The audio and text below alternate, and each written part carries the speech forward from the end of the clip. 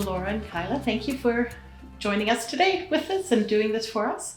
And just wanted to ask you a few questions about why you've decided to share your light with KCR and the programs and the participants that we serve. And so Laura, you've been with our board for how long now? I think it's 14 years. 14 years, and that's a long time.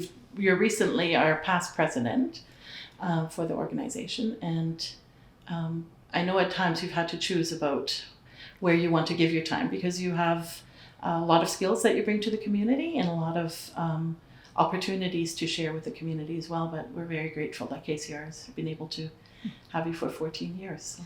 Well, thank you, Dorothy. So KCR has been close to my heart for all of this time. I was approached somewhere around 2008 to get involved with the board by some leading board members at KCR, and they invited me to join, and sort of the rest is history. I've been there and been involved with the executive, as treasurers, vice president and president for 4 years, and every term you have the opportunity to opt out and maybe redirect your what I call my governance work or my volunteer work to other areas, and I've always kept with KCR. I just really believe in the programs. I see the growth of the organization. I see the incredible commitment of the staff and how bonded and committed the staff are to a multitude of projects and services that KCR provides. And I think of KCR as sort of a silent giant. A lot of people in the community don't know what KCR is, what we do. I do, and I'm pretty proud to be involved with the organization from the governance level, which is where I can give back, including financially. That's awesome. And you do give financially in addition to your time.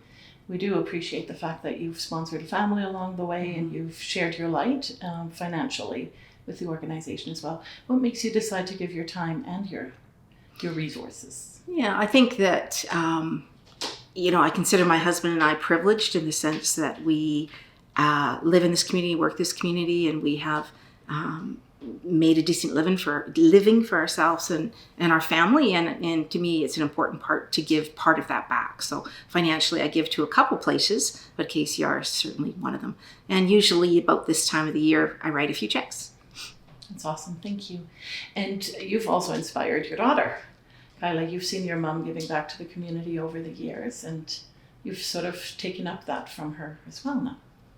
Yeah, of course. Like growing up, I think even from a young age, it was very clear that we were fortunate and we had the ability to also help others in the community. So whether it was little things from donating to toy drives at Christmas or fundraisers at school up to now as an adult, I think I have lots of discussions with my mom about how do you donate and make the most impact, whether it be financially or volunteering your time. So for sure, she's been a role model for me in that. So what led you to kind of make a decision about KCR? For sure. So I grew up in Kelowna, and then I went away for several years after high school. And then recently, last year, I moved back to the Central Okanagan. And I think that was one of the reasons that KCR was an organization that I was like, it'd be a great one to donate to financially.